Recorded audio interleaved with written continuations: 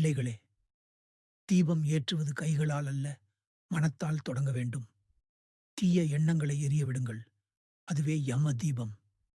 அன்பின் தீபத்தை ஏற்றுங்கள். அதுவே லக்ஷ்மி தீபம். இன்று கோபம் கொள்ளாதீர்கள். குற்றம் சொல்லாதீர்கள்.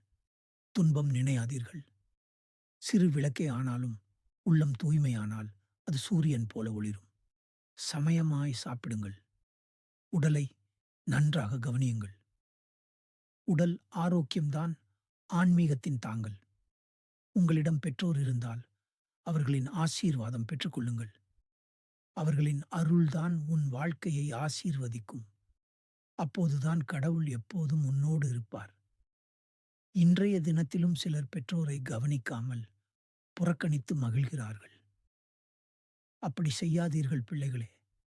பெற்றோரை நேசிக்கும் இதயம் கொண்டவரையே கடவுள் நேசிப்பார். இன்றைக்கு நீங்கள் மகிழ்ச்சியாக இருக்கலாம். ஆனால் கர்மா நிழல் போல உன்னுடன் இருக்கும். அதை நினைவில் கொள்ளுங்கள். உணவை நன்றியுடன் உண்ணுங்கள். பிறருடன் பகிர்ந்து கொள்ளுங்கள். பசியோரை மறந்து விடாதீர்கள். தீபாவளி என்பது வெளிச்சத்தின் நாள் அல்ல, விழித்தெழும் ஆன்மாவின் நாள்.